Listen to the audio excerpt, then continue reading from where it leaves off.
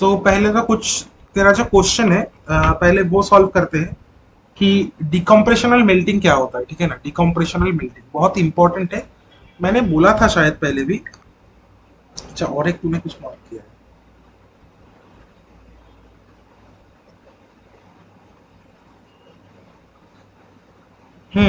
ये आंसर पे चला आएगा, मैं प्रॉब्लम नहीं होगा, ठीक है ना। हाँ दादा। हाँ। अच्छा एक सेकंड। हाँ, तो डिकम्प्रेशनल मेल्टिंग क्या होता है।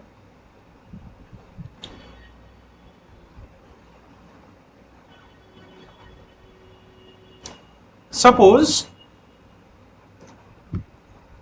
अभी पहले तो ये बता मुझको कि अगर टेम्परेचर के ऊपर, प्रेशर के ऊपर मेल्टिंग पॉइंट कैसे डिपेंड करता है। क्या दादा, फिर से पूछिए। अगर प्रेशर हम इंक्रीज करें तो मेल्टिंग पॉइंट कैसे चेंज होगा।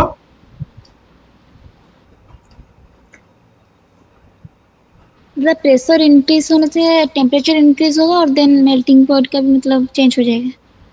मतलब अगर टेम्परेचर को कांस्टेंट रखे हम, टेम्परेचर कांस्टेंट रखे, temperature is equal to constant. अभी एक मिनरल है ए, एक मिनरल है, उसके ऊपर प्रेशर हम लोग इंक्रीज कर रहे हैं। तो सपोज एट ए 600 डिग्री सेल्सियस हम लोग टेम्परेचर पकड़ के रहे। जब 600 डिग्री सेल्सियस पे ये टेम्परेचर जाता है तो ये ए मिनरल मेल्ट हो जाता है। ए मिनरल मेल्ट हो जाता है जब प्रेशर 1 एटमोस्फेरिक प्रेशर रहता है या फिर 1 atm रहता है। अगर हम धीरे धीरे ये टेम्परेचर को फिक्स रख के, टेम्परेचर को 600 डिग्री सेल्सियस रख के, अगर प्रेशर को हम 1 atm से 10 atm पे लेके जाए, 10 atm पे लेके जाए, तो ये मेल्ट करेगा हाँ कि ना। हाँ इसका दादा। मेल्ट करने का बढ़ चांसेस जाएगा। बढ़ जाएगा या घट जाएगा। दादा बढ़ जाएगा। बढ़ जाएगा। दादा प्रेशर इंक्रीज करने से तो टेम्परेचर भी मतलब बढ़ता है। हाँ। नहीं, मैंने क्या बोला, टेम्परेचर को कांस्टेंट रखा है। मतलब फिर तो नहीं होगा मतलब उसका मेल्ट, क्यों। क्योंकि टेम्परेचर कांस्टेंट है। तो अगर टेम्परेचर ही नहीं बढ़ेगा तो मेल्टिंग पॉइंट मतलब कैसे हो जाएगा। मतलब क्या है समझा नहीं मैंने। मतलब अगर टेम्परेचर कांस्टेंट है तो मेल्ट कैसे हो सकता है, मतलब नहीं होगा मतलब लगता है। मैं अगर बोलूं कि टेम्परेचर कांस्टेंट रखे हुए मेल्ट कर सकता हूं।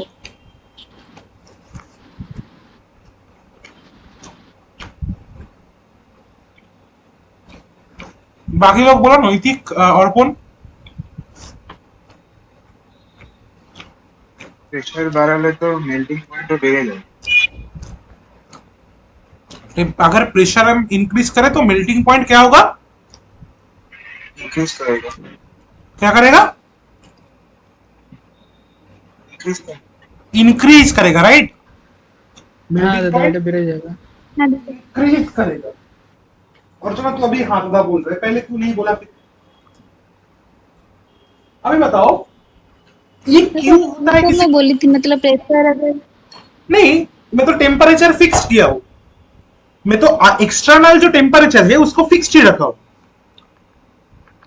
मतलब कोई एक, देखो तुम लोगों को ये समझना है, इसीलिए मैंने सिस्टम सराउंडिंग्स का बोला है। क्या मेल्टिंग पॉइंट क्या होता है। मेल्टिंग पॉइंट क्या होता है, एक मिनरल सपोज ए, इसका मेल्टिंग पॉइंट 600 डिग्री सेल्सियस है एट 1 एटमोस्फेरिक प्रेशर। उसका मतलब है अगर बाहर से, फ्रॉम एक्सटर्नल सोर्सेस, अगर हम 600 डिग्री सेल्सियस या उसके ऊपर का टेम्परेचर हम दे तो ये मिनरल मेल्ट करना स्टार्ट करेगा, ये मिनरल मेल्ट करना स्टार्ट करेगा एट 1 एटमॉस्फेरिक प्रेशर, राइट? यही है मेल्टिंग पॉइंट का मतलब, हाँ कि ना बोल दो। हाँ दादा। अगर तो ये हम लोगों का सिस्टम क्या है? सिस्टम है ए, और बाहर क्या है? सराउंडिंग्स। तो बाहर से हम 600 डिग्री सेल्सियस और या इसके ऊपर का टेम्परेचर हम दे रहे हैं एट 1 एटमॉस्फेरिक प्रेशर। अभी समझो, ये प्रेशर हम लोग 1 एटमॉस्फेयर से 10 एटमॉस्फेयर कर दिया, और ये बाहर से जो टेम्परेचर है वो 600 डिग्री सेल्सियस ही रखे। पर ये हम लोग देख रहे हैं कि जब ये 10 एटमॉस्फेयर दे रहे हैं, ये ए मिनरल 600 डिग्री सेल्सियस में मेल्ट करना स्टार्ट नहीं हो रहा है। हम लोग को 720 डिग्री सेल्सियस सपोज देना पड़ रहा है, तब जाके ये मिनरल मेल्ट करना स्टार्ट हो रहा है एट 10 एटमॉस्फेरिक प्रेशर। मतलब क्या हुआ? अभी एट 10 एटमॉस्फेरिक प्रेशर ये ए मिनरल का मेल्टिंग पॉइंट कितना हो गया? कितना हो गया? 720 डिग्री सेल्सियस। मतलब अगर प्रेशर हम लोग इंक्रीज करें, अगर प्रेशर हम लोग इंक्रीज करें किसी भी सिस्टम में, तो हम लोग उस पर्टिकुलर मिनरल का मेल्टिंग पॉइंट या फिर पर्टिकुलर रॉक का मेल्टिंग पॉइंट धीरे धीरे इंक्रीज करेगा। मतलब हाई टेम्परेचर देना पड़ेगा हमको उस पर्टिकुलर रॉक या फिर मिनरल को मेल्ट करने के लिए। ये समझ में आया कि नहीं आया? हाँ दादा। ये तो मैंने सिस्टम का प्रेशर वेरिएशन वाला क्लास में बोला था। अभी देखो क्यों होता है ये, वो जानना इंपॉर्टेंट है। अभी कोई भी मिनरल, सपोज ए मिनरल क्या है, अगर तुमको कोई बोले कि केमिकली एक मिनरल को डिफाइन करो, so mineral is basically assemblage of some elements, right? कि बहुत सारा एलिमेंट लेके एक मिनरल बनता है। सपोज Mg2 SiO4 फॉस्फेटाइड, सपोज ये एक फॉस्फेटाइड है, ओलिविन है। तो ओलिविन में क्या क्या है? ओलिविन में मैग्नीशियम है, ओलिविन में सिलिकॉन है, ओलिविन में ऑक्सीजन है। अब ये मैग्नीशियम, सिलिकॉन एंड ऑक्सीजन एक दूसरे के साथ बॉन्ड करके रखता है, एक दूसरे के साथ बॉन्डेड रहता है। तो सपोज पकड़ लेते हैं ये सिलिकॉन और ऑक्सीजन का बॉन्ड है, सिलिकॉन और ऑक्सीजन का बॉन्ड है। अभी तुम लोग अगर क्लास 12 का केमिकल बॉन्डिंग वाला चैप्टर याद करो 11 का, तो एक चीज हम लोगों को याद रखना है कि सपोज कोई भी अगर कोवैलेंट या फिर आयोनिक बॉन्डिंग जो भी है, specially for a covalent bonding, अगर हम लोग धीरे धीरे प्रेशर इंक्रीज करें, चलो प्रेशर के बाद छोड़, अगर कोई एक कोवैलेंट बॉन्डिंग है सपोज सिलिकॉन और ऑक्सीजन के बीच, तो ये कोवैलेंट बॉन्डिंग का एक बॉन्ड लेंथ होता है, राइट? याद आ रहा है? ये कोवैलेंट बॉन्डिंग वो टेम्परेचर देने से मतलब बॉन्ड लेंथ होता है, बॉन्ड लेंथ होता है। अभी अगर ये bond length is inversely proportional to stability, stability मतलब अगर हम बॉन्ड लेंथ को धीरे धीरे इंक्रीज करें तो स्टेबिलिटी धीरे धीरे घटता जाएगा या फिर बढ़ता जाएगा। अगर बॉन्ड लेंथ को हमें इंक्रीज करें तो ये स्टेबिलिटी डिक्रीज करेगा, राइट? और अगर बॉन्ड लेंथ को डिक्रीज करे तो स्टेबिलिटी इंक्रीज करेगा। समझ में आया? मतलब रेसिप्रोकल है, मतलब इनवर्सली प्रोपोर्शनल है। तो जब कोई भी सिस्टम में अगर हम एक्सटर्नली बहुत सारा प्रेशर हम लोग ऐड कर रहे हैं, तो क्या हो रहा है? सपोज इसका वॉल्यूम ऐसा था, 1 एटमॉस्फेरिक प्रेशर में इसका शेप या फिर वॉल्यूम ऐसा था। अभी 10 एटमॉस्फेयर प्रेशर अगर हम दे रहे हैं तो इसको हम कंप्रेस कर दे रहे हैं, तो उसका छोटा हो गया। अभी छोटा होने का मतलब क्या है? इसका बॉन्ड लेंथ एक्चुअली डिक्रीज हो गया, इसका बॉन्ड लेंथ एक्चुअली डिक्रीज हो गया। अगर बॉन्ड लेंथ डिक्रीज हो रहा है तो स्टेबिलिटी क्या हो रहा है? इंक्रीज हो रहा है, डिक्रीज हो रहा है? डिक्रीज हो रहा है। बॉन्ड लेंथ अगर डिक्रीज हो रहा है तो स्टेबिलिटी क्या हो रहा है? डिक्रीज या इंक्रीज? इंक्रीज कर रहा है। तो अगर स्टेबिलिटी, कोई एक स्टेबल चीज को अगर हम तोड़ना है उसको तो हमको हाई अमाउंट ऑफ एनर्जी बाहर से देना पड़ेगा, हाँ कि ना? हाँ दादा। हाँ तो इसीलिए अगर हम प्रेशर को इंक्रीज करें तो ड्यू टू इनका बॉन्ड लेंथ घट जाता है, इसीलिए ये कंपैरेटिवली मोर स्टेबल होता है और इसीलिए हमको बाहर से ज्यादा टेम्परेचर देना पड़ता है, मतलब इसका मेल्टिंग पॉइंट हाई हो जाता है, मेल्टिंग पॉइंट हाई हो जाता है।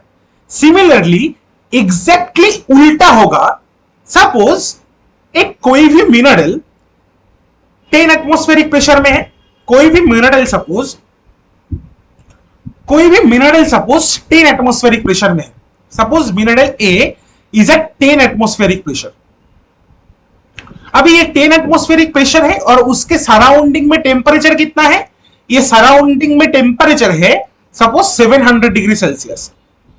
अभी at 10 atmospheric pressure, 10 atmospheric pressure में उस पर्टिकुलर मिनरल का मेल्टिंग पॉइंट है 840 degree Celsius, 840 degree Celsius.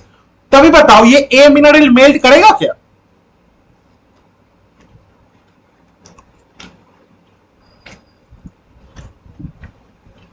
A mineral melt करेगा या नहीं करेगा? हेलो, हाँ दादा, आप फिर से थोड़ा रिपीट कीजिए, सुन नहीं पाई। अच्छा, सपोज एक सिस्टम हम लोग बनाए हैं जहां पे 10 एटमॉस्फेरिक प्रेशर है, ठीक है ना? अभी एक मिनरल है ए, हाँ दादा। मिनरल है ए, उस सिस्टम में जो सराउंडिंग टेम्परेचर है वो है 700 डिग्री सेल्सियस, ठीक है? अभी एट 10 एटमॉस्फेरिक प्रेशर उस पर्टिकुलर मिनरल का मेल्टिंग पॉइंट हो जाता है 840 डिग्री सेल्सियस। 10 एटमॉस्फेरिक प्रेशर में उस पर्टिकुलर मिनरल का मेल्टिंग पॉइंट हो जाता है 840 डिग्री सेल्सियस, राइट? तभी बताओ हाँ दादा। कि ये जो सिस्टम है जहां पे हम लोग 700 डिग्री सेल्सियस टेम्परेचर प्रोवाइड कर रहे हैं, उस पर्टिकुलर सिस्टम में ये मिनरल मेल्ट होगा? हाँ दादा, हो जाएगा सर। नैतिक ना दादा होगा ना। हबे ना दादा। और कौन?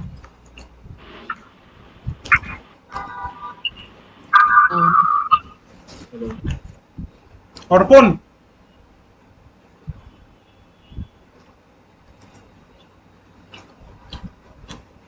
ना दादा হবে না। अच्छा अच्छा, अर्पणा, अर्चना, मुझको एक हाँ चीज दादा। बता कि 10 एटमॉस्फेरिक में इस मिनरल का मेल्टिंग पॉइंट है 840 डिग्री सेल्सियस। हाँ तेरे को दादा। ये मालूम है प्रेशर के साथ साथ मेल्टिंग पॉइंट भी वेरी करता है, हाँ कि ना? हाँ दादा। अब उसको हम बाहर से 700 डिग्री सेल्सियस टेम्परेचर दे रहे हैं, तो ये 700 डिग्री सेल्सियस ये मेल्टिंग पॉइंट से ज्यादा है या कम है?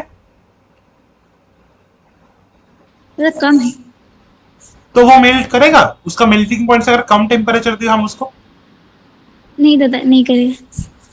समझ में आया? हाँ दादा, सर। पर अभी सपोज ये प्रेशर हम हटा दे रहे हैं, अभी प्रेशर को हम 1 एटमॉस्फेरिक प्रेशर कर दे रहे हैं, ठीक है? अभी 1 एटमॉस्फेरिक प्रेशर में ये ए मिनरल का मेल्टिंग पॉइंट है 640 डिग्री सेल्सियस। तो अर्चना मुझे बताएगी कि अगर हम सेम सिस्टम रखें तो ये 1 एटमॉस्फेरिक प्रेशर में ये मिनरल मेल्ट करेगा या कि ना? हाँ दादा, अब कर जाएगा। अब कर जाएगा ना? तो डिकम्प्रेशनल मेल्टिंग हम इसको ही बोलते हैं। क्या होता है देखो,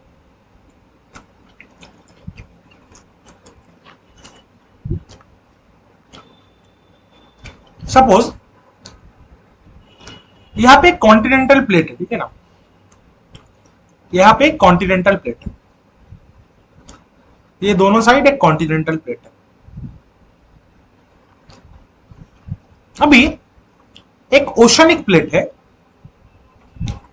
एक ओशनिक प्लेट है जो इस कॉन्टिनेंटल प्लेट के नीचे सबडक्ट हो रहा है, इस कॉन्टिनेंटल प्लेट के नीचे सबडक्ट हो रहा है। तो ये continental plate number A, sorry 1 2 3 करके समझाते हैं हम लोग को। चलो, ये कॉन्टिनेंटल प्लेट नंबर 1, ये कॉन्टिनेंटल प्लेट नंबर 2 और ये ओशनिक प्लेट नंबर 1। एक ही प्लेट दोनों एंड में दोनों कॉन्टिनेंटल प्लेट के तला नीचे सबडक्ट हो रहा है। अभी इस साइड भी एक पूल है, इस साइड भी एक पूल है, ग्रेविटेशनल पूल है। तो क्या होगा, तुम अगर एक कागज को लेके या फिर किसी प्लास्टिक को लेके दोनों तरह ऐसे खींचते हो तो क्या होगा, इसका मिडिल में क्रैक होना स्टार्ट हो जाएगा, हाँ कि ना? होगा कि नहीं होगा? हाँ दादा, अभी होगा दादा। पकड़ लेते, हाँ दादा, पकड़ लेते, यहां पे एक क्रैक जनरेट हुआ, छोटा वाला क्रैक जनरेट हुआ।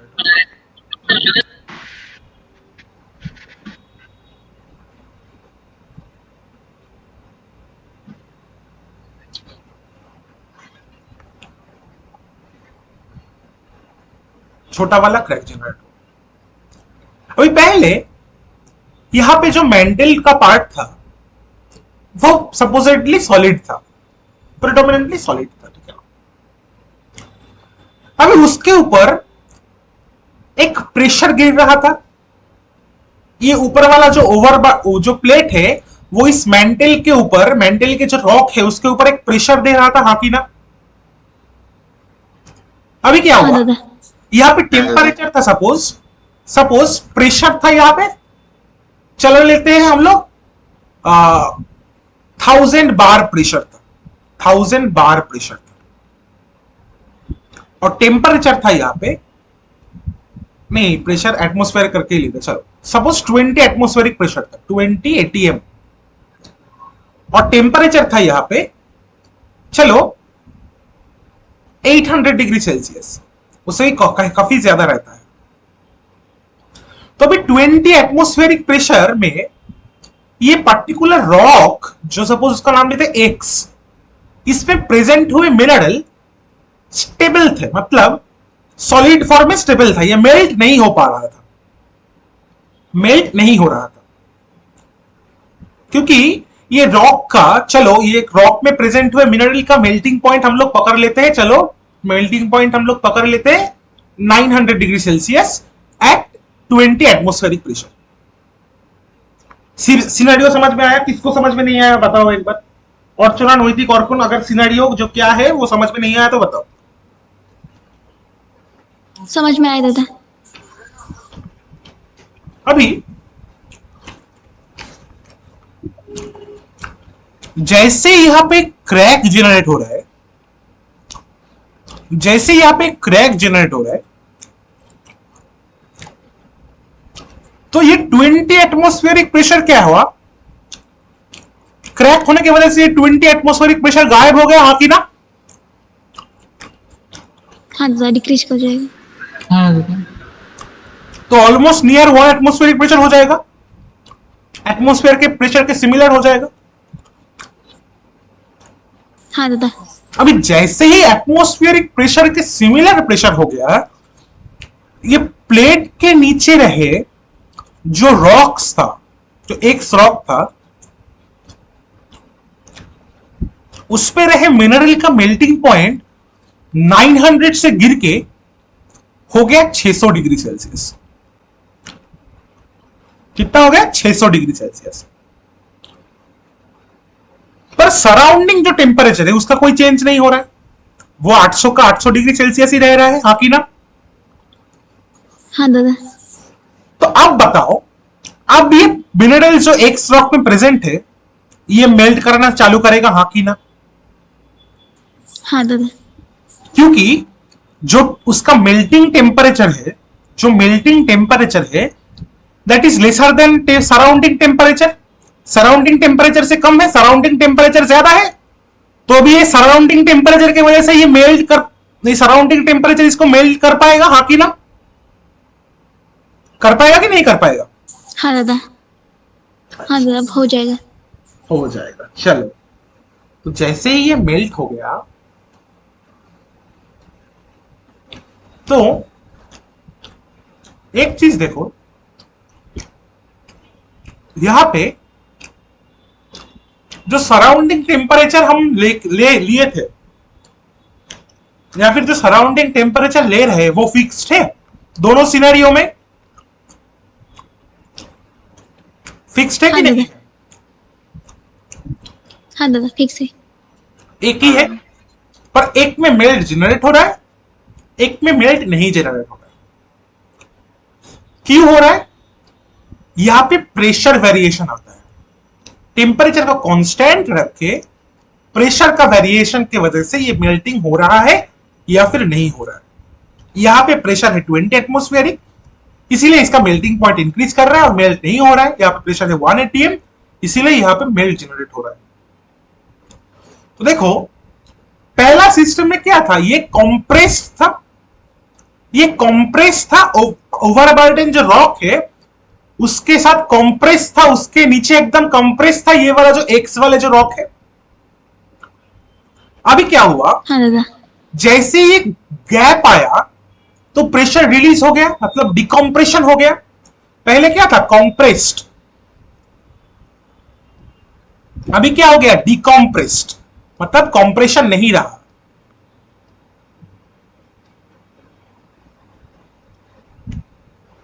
तो ये प्रेशर वेरिएशन की वजह से, ये प्रेशर रिलीज होने की वजह से ये जो मेल्टिंग हो रहा है, इस मेल्टिंग को ही हम बोलते हैं डीकम्प्रेशनल मेल्टिंग। डीकम्प्रेशनल मेल्टिंग। इस मेल्टिंग के लिए हम लोग को टेम्परेचर का वेरिएशन नहीं करना पड़ रहा है। सराउंडिंग का जो टेम्परेचर है उसका वेरिएशन हम लोगों को नहीं करना पड़ रहा है। इस टाइप ऑफ मेल्टिंग को हम बोलते हैं डीकम्प्रेशनल मेल्टिंग। और एक भी बोलते हैं इसको एज, यहां पे सराउंडिंग टेम्परेचर या फिर सराउंडिंग जो हीट है वो फिक्स्ड है, इसीलिए इसको हम एडियाबेटिक मेल्टिंग भी बोलते हैं।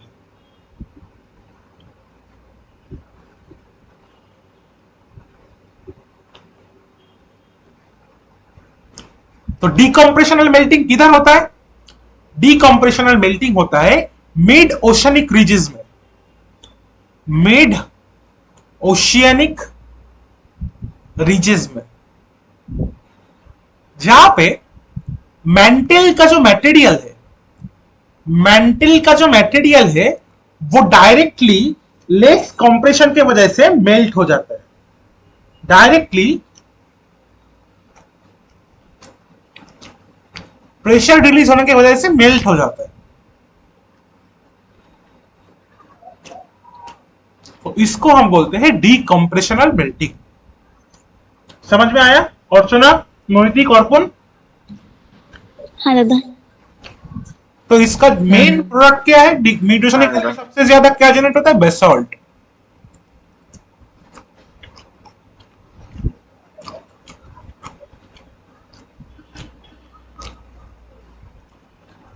अभी तेरा जो क्वेश्चन था कि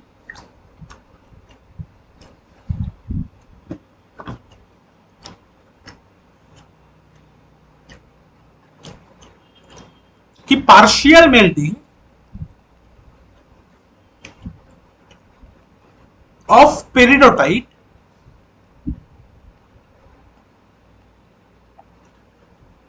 beneath mid oceanic ridge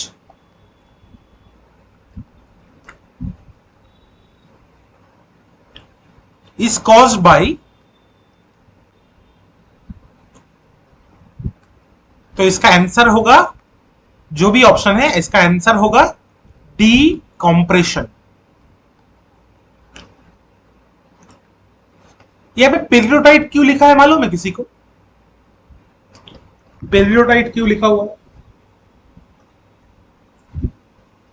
दादा उसका मतलब जो कॉम्पोजिशन है वो वाला रॉक सब और मिनरल सब हाई टेम्परेचर पे मतलब मेल्ट होता है इसीलिए, और मिड ओशियनिक रीज में भी हाई टेम्परेचर होता है।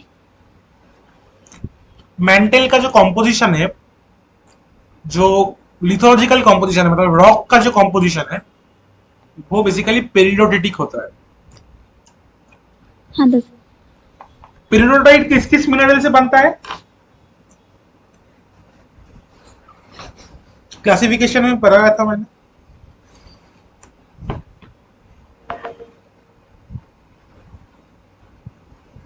हाँ, दादा ओलिविन होता है, pyroxene and exactly, olivine and pyroxene, predominantly of olivine and pyroxene.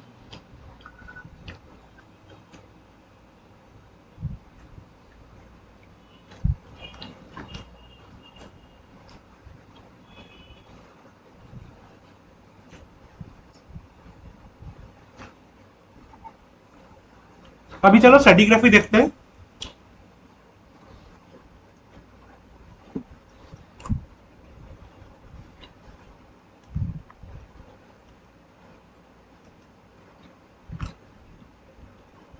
Board से होता है।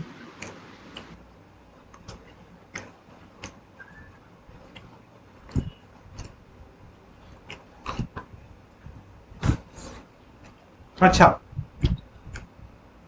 पहले एक चीज बोल देते हैं कि ये जो स्ट्रेटिग्राफी है स्पेशली जैम के लिए, मतलब बहुत ही बोरिंग चैप्टर है। मतलब तुम लोगों को बहुत कुछ रट्टा मारना पड़ेगा, मेरा ज्यादा कुछ काम ही नहीं है यहाँ पे। पर मैं जिसमें तुम लोगों को हेल्प करूंगा वो है प्रिडोमिनेंटली, जिसको लेके सबके ऊपर सबके सब पास कंफ्यूजन रहता है, एवं जहां से सबसे ज्यादा क्वेश्चंस आता है, वो है स्ट्रेटिग्राफिक सक्सेशंस। अभी कंफ्यूजन क्यों होता है? ये स्ट्रेटिग्राफिक सक्सेशंस जो है वो बहुत सारी जगह बहुत सारे डिफरेंट डिफरेंट वे में लिखा हुआ रहता है। अभी डिफरेंट डिफरेंट वे में लिखा हुआ रहता है, पर क्योंकि ये स्ट्रेटिग्राफी जो है, ये stratigraphy is a kind of, क्या है ना कि मल्टी, मतलब मल्टी सब्जेक्ट को यूज करके ये स्ट्रेटिग्राफिक सक्सेशन बनाया जाता है। मतलब सपोज कोई स्ट्रेटिग्राफिक सक्सेशन बनाने के लिए हम लोग को इग्नियस पेट्रोलॉजी का, मेटामॉर्फिक पेट्रोलॉजी का, सेडिमेंटरी पेट्रोलॉजी का, पैलियोंटोलॉजी का, और जियोलॉजी का, सब कुछ का थोड़ा बहुत नॉलेज चाहिए होता है। तो किसी भी एक जगह का स्ट्रेटिग्राफी बनाना बहुत इजी नहीं है, उसको बहुत देर से स्टडी करना पड़ता है, और ऐसे स्टडी करते करते करते नया नया डिस्कवरीज होता है, और ये नया डिस्कवरीज होने की वजह से नया नया चीज एक ही पर्टिकुलर जगह के स्ट्रेटिग्राफी में ऐड होता जाता है। अभी उसका डिवीजन भी होता है, देखेंगे हम। क्रोनोस्ट्रेटिग्राफी, लिथोस्ट्रेटिग्राफी, सीक्वेंस स्ट्रेटिग्राफी तुम लोग ऑलरेडी पढ़ चुके हो, वो एक एडवांस फॉर्म ऑफ स्ट्रेटिग्राफी है। फिर तुम लोगों का लिथोस्ट्रेटिग्राफी, क्रोनोस्ट्रेटिग्राफी जो भी है, वो भी सब, बायोस्ट्रेटिग्राफी जो भी आता है। अभी जैम के लिए कितना इंपॉर्टेंट, मैंने बोला कि सक्सेशन पढ़ना सबसे ज्यादा इंपॉर्टेंट है, और सक्सेशन को याद रखना सबसे ज्यादा इंपॉर्टेंट है, क्योंकि मैक्सिमम क्वेश्चन वो सक्सेशन से ही आएगा। और एक चीज, स्ट्रेटिग्राफी का नोट मेरे पास एकदम प्री रेडी है, तुम लोगों को सक्सेशन के लिए सोचना ही नहीं है। मैं जैसा जैसा देता जाऊंगा एग्जैक्टली वैसा वैसा करते जाओ। और एक चीज, जब से स्ट्रेटिग्राफी सक्सेशन में देना स्टार्ट करूंगा, स्ट्रेटिग्राफी को ऐसा नहीं कि हम लोग को रखना है बाद में करेंगे, ऐसा नहीं है।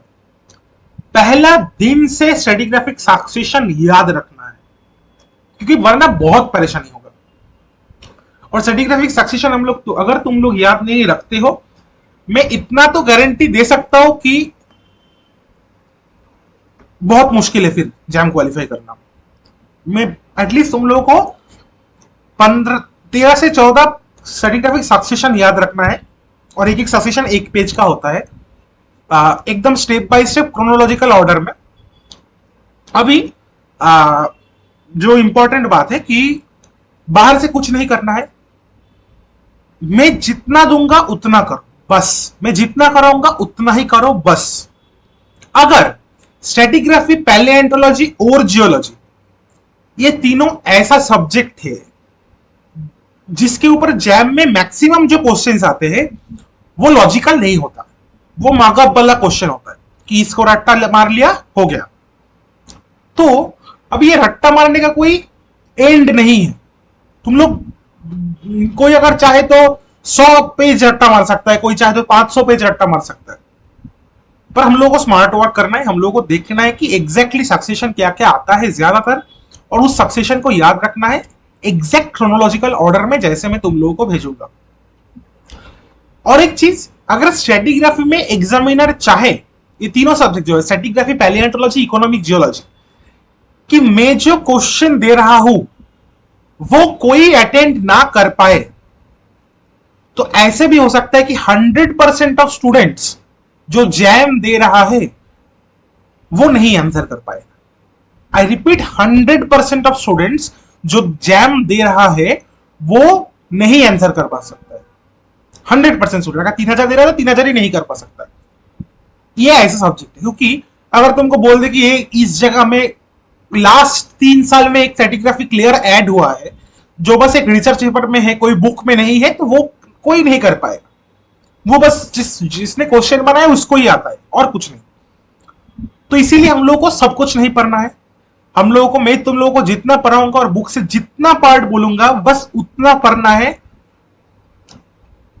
बस एक ही चीज मैं बोल सकता हूं कि हम लोग जब साथ में पढ़े थे, मेरा कुछ दोस्त है, शुभ्रो, शौर्णिला, बीरेश्वर, जो भी है मेरा कुछ दोस्त, हम लोग साथ में पढ़ते थे। तो इसी स्ट्रेटिग्राफी क्वेश्चन पढ़ के जैम रैंक 19 भी आया है, इसी स्ट्रेटिग्राफी क्वेश्चन पर, इसी स्ट्रेटिग्राफी का पार्ट पढ़ के जैम रैंक 21 भी आया है, जैम रैंक 100 भी आया है, IITs भी गए हैं लोग, NITs भी गए। तो ये ऑलरेडी प्रूवन है कि ये पढ़ना इनफ है। अगर कोई बोले कि ये तुमने नहीं पढ़ा, ठीक है नहीं पढ़ा, चलो, पर एक चीज, जिस दिन से मैं सक्सेशन देना स्टार्ट कर जाऊंगा, probably from next to next class, उसी दिन से उस सक्सेशन को पढ़ना बहुत मैंडेटरी है। और हर दिन रूटीन में ऐसे डाल दो कि सुबह उठ के एक बार सक्सेशन देखना है। हर एक सक्सेशन जो ऐड, सपोज मैं पहले धरवर दे रहा हूं, एक हफ्ते के अंदर धरवर रेडी रखना है। फिर मैं सिंहभूम पैटर्न दे रहा हूं तो धरवर सिंहभूम दोनों का रेडी रखना है।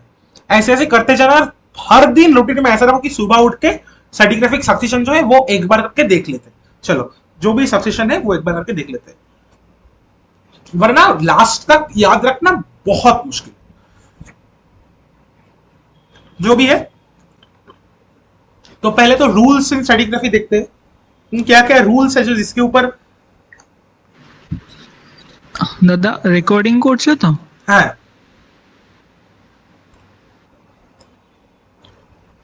क्या क्या रूल्स है जिसके ऊपर स्ट्रेटिग्राफी बना हुआ है। तो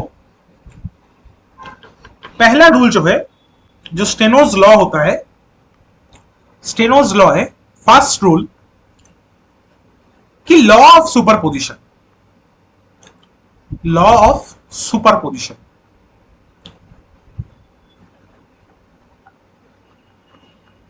लॉ ऑफ सुपरपोजिशन।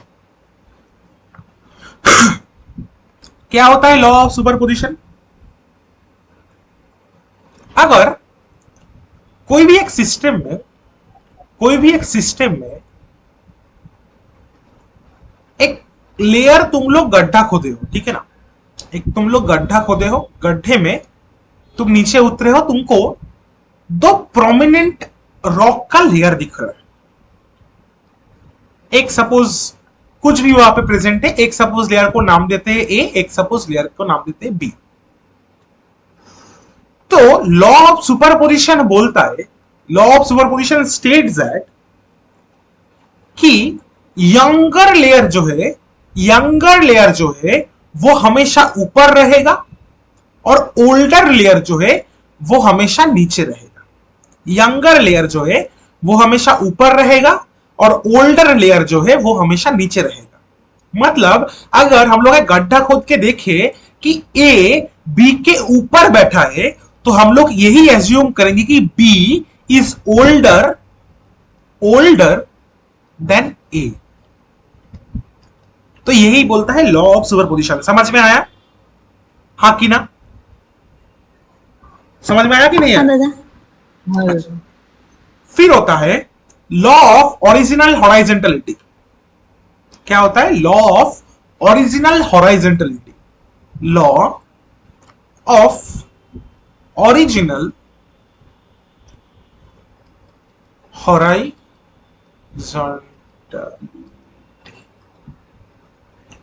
मतलब क्या है? कोई भी अगर लेयर जो सेडिमेंटरी हो, इग्नियस हो, अगर कोई भी लेयर डिपॉजिट हो रहा है, कोई भी लेयर अगर डिपॉजिटेड हो रहा है, तो वो लेयर हमेशा हमेशा हॉराइजेंटली डिपॉजिटेड होगा।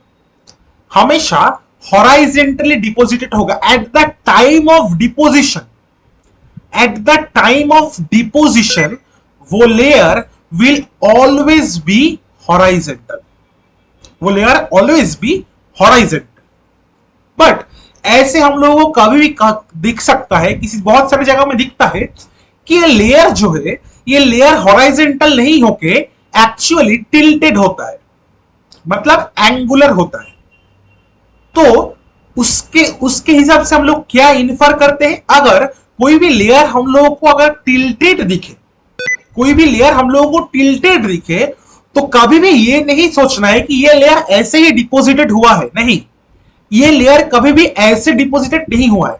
लेयर हमेशा हॉराइजेंटली डिपॉजिटेड होता है, फिर टेक्टोनिक एक्टिविटी की वजह से ये टिल्टेड या फिर एंगुलर हो जाता है। तो किसी जगह में भी हम लोगों को अगर टिल्टेड लेयर या फिर एंगुलर लेयर दिखे, मतलब वो जगह पे कुछ टेक्टोनिक एक्टिविटी हुआ था या फिर हुआ है इन पास्ट।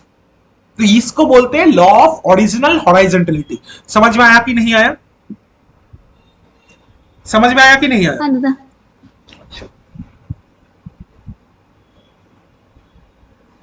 अच्छा, फिर एक लॉ आता है, थर्ड लॉ जो है, जिसको हम बोलते हैं law of cross cutting relationship. Law of cross cutting relationship.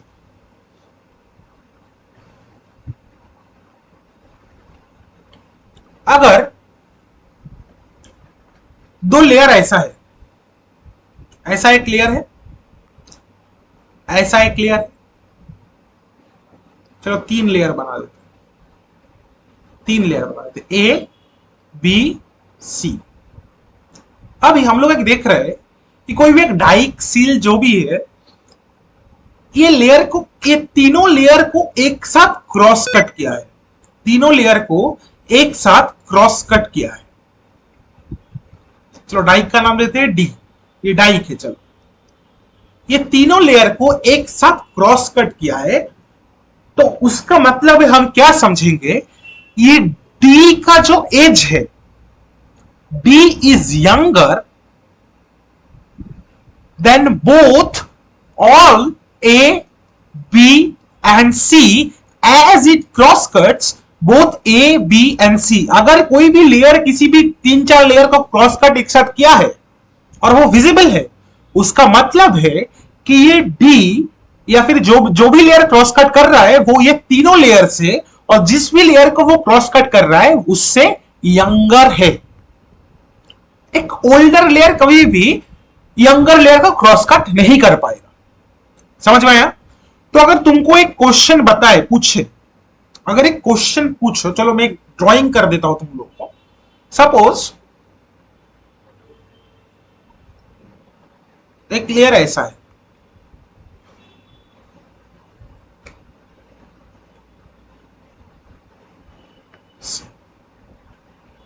अभी कोई डाइक ऐसे क्रॉस कट कर रहा है,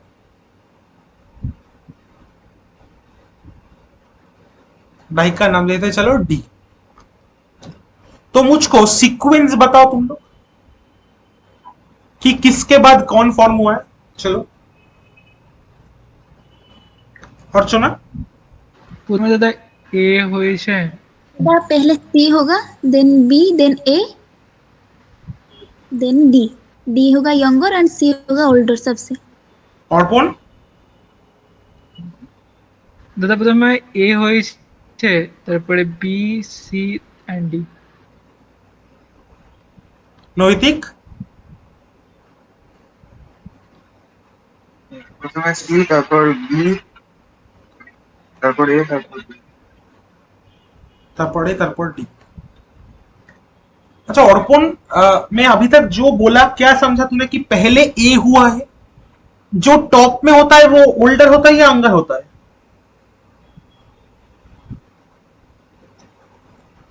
यंगर। तो अगर ए यंगर है अच्छा तो सॉरी, पहले, हाँ सीधा हो गया। अच्छा all of you are wrong, क्योंकि सीक्वेंस होगा पहले सी हुआ है, फिर बी हुआ है, फिर डी हुआ है, फिर ए हुआ है।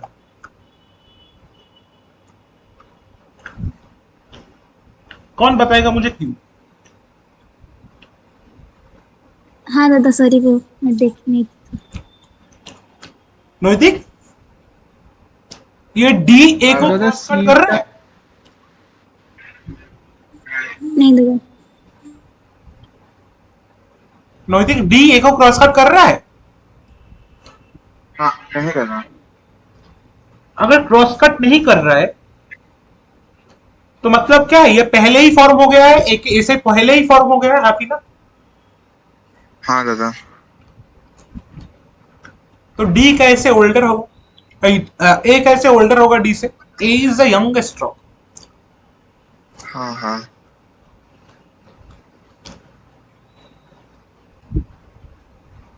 अच्छा, तो ये था हम लोग स्ट्रैटिग्राफी का जो लॉ है, कुछ कुछ। अभी हम लोग पढ़ेंगे टाइप्स ऑफ अनकॉन्फॉर्मिटी।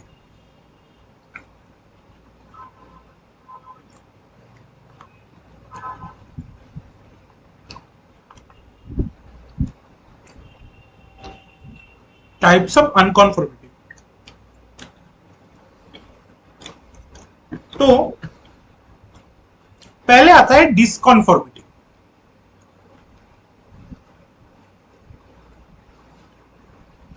अच्छा, तुम लोगों का सेडिमेंटोलॉजी हो गया? हाँ, हेलो, हाँ दादा भाई, चल रहा है। सेडिमेंटोलॉजी खत्म हो गया क्या? नहीं दादा चल रहा है। अच्छा चल रहा है। अच्छा। ना दादा उधर हाँ। तो डिसकॉन्फॉर्मिटी क्या होता है? अगर सपोज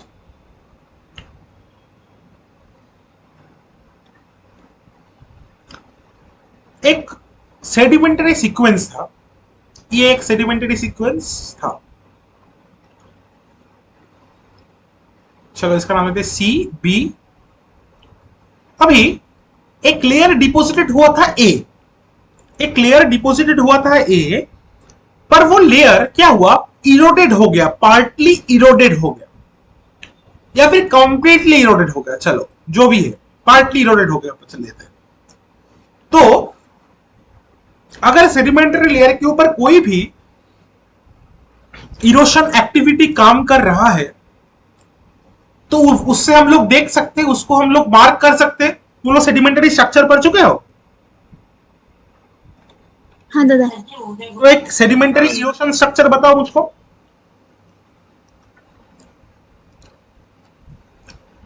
दादा रेन प्रिंट हाँ, और rain drop sir.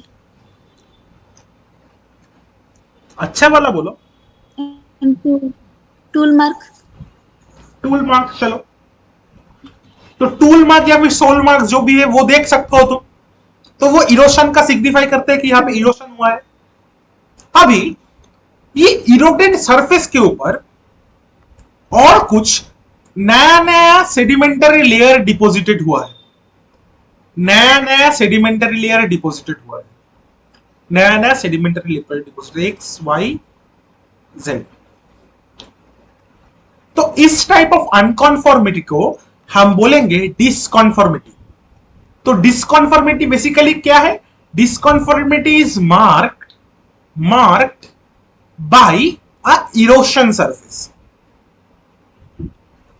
Erosion surface. अभी इससे फायदा क्या है?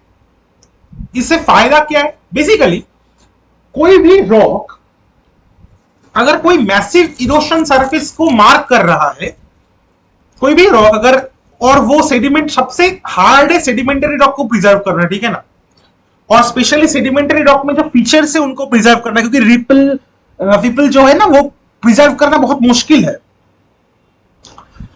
तो अभी कोई भी रॉक, सेडिमेंटरी रॉक अगर कोई इरोशनल लेयर को मार्क कर रहा है तो ये समझ सकते हैं हम लोग कि ये जो इरोसिव जो प्रोसीड्यूर था वो एक मेजर इरोसिव प्रोसीड्यूर था। तो अभी अगर हम ये पर्टिकुलर रॉक को डेट करें तो हम लोगों को ऑलमोस्ट एक एस्टिमेशन मिल जाएगा कि ये इरोशनल जो एक्टिविटी था ये पर्टिकुलर कौन से एज में हुआ था। उससे हम बहुत कुछ पैलियोक्लाइमेटोलॉजिकल चीज निकाल सकते हैं। तो इसका सिग्निफिकेंस ये है। और एक टाइप ऑफ अनकॉन्फॉर्मिटी होता है जिसको हम बोलते हैं एंगुलर अनकॉन्फॉर्मिटी।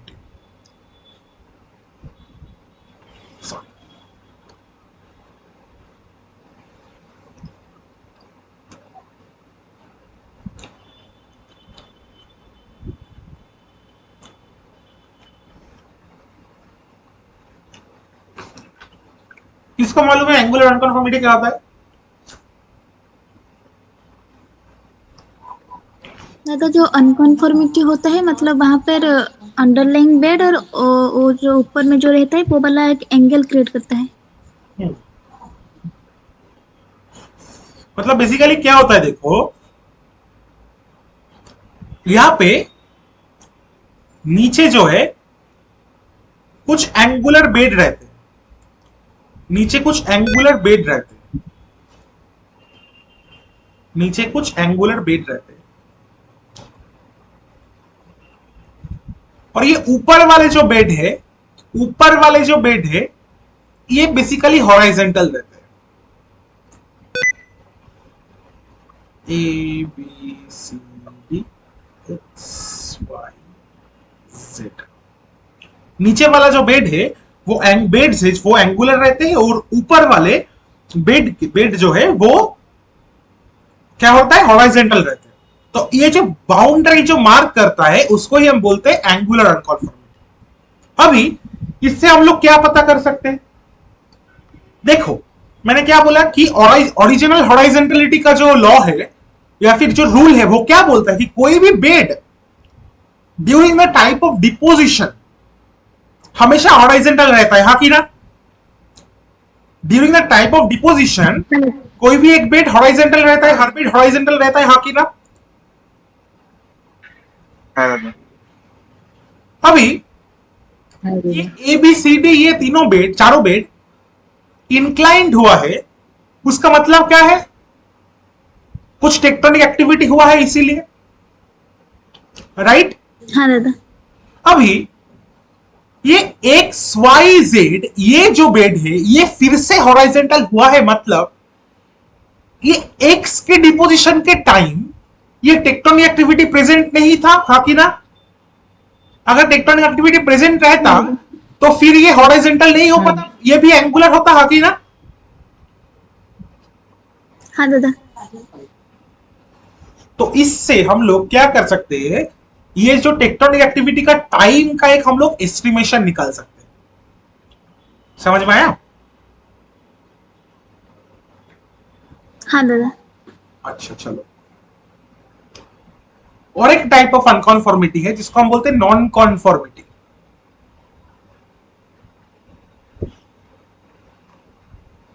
नॉन कॉन्फॉर्मिटी में क्या होगा? बेसिकली नीचे एक इग्नियस रॉक रहेगा और ऊपर का जो रॉक्स होगा वो सेडिमेंटरी होगा।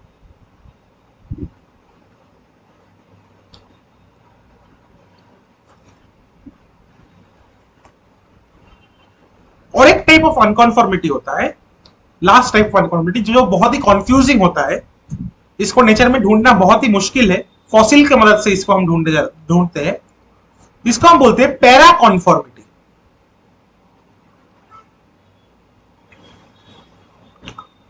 सपोज कुछ सेडिमेंटरी लेयर था, ए बी सी, चलो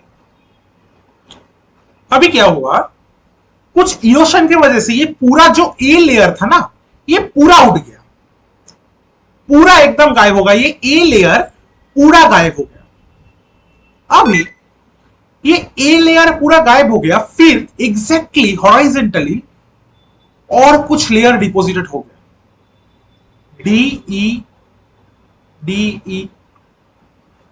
एफ। चल तो अपेरेंटली हम देखें, हम लोगों को इरोशनल मार्कर नहीं है, कोई भी कुछ भी चीज नहीं है, तो हम बाहर से देखें तो समझ पाएंगे कि यहां पे एक लेयर था ए करके? नहीं समझ पाएंगे ना।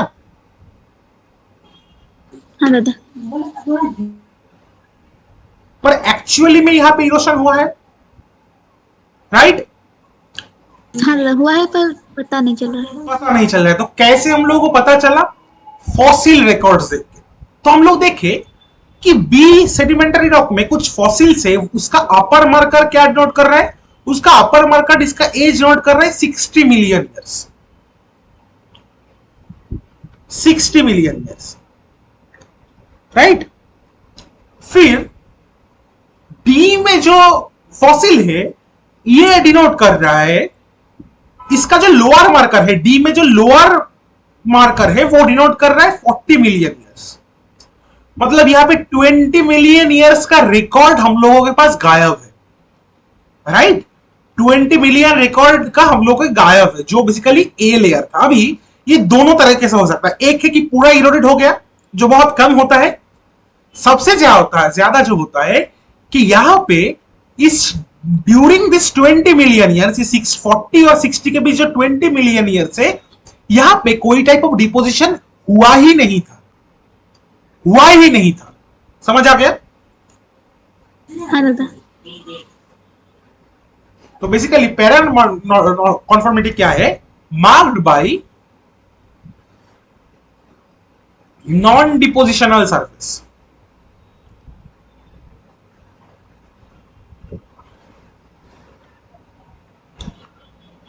समझ में आ गया? हाँ दादा। अच्छा अच्छा, चलो एक सेकेंड। हाँ, तो हम लोग और भी कुछ देखेंगे। चलो वो नेक्स्ट क्लास में करते हैं कि स्टैटिग्राफिक डिवीजन होता है, जैसे लिथोस्टैटिग्राफी, क्रोनोस्टैटिग्राफिक, जियोक्रोनोलॉजिक एंड बायोस्टैटिग्राफी। तो उन लोगों का कुछ यूनिट्स होता है, क्या क्या होता है वो हम लोग नेक्स्ट क्लास में देखेंगे। आज के लिए इतना ही करते हैं। समझ में आया सब कुछ? किसको समझ में नहीं आया? না দাদা বুঝতে পেরেছি, অনেকগুলো জিনিস না ক্লিয়ার ছিল না, বাট আজকে পড়ে গেছে। और चुना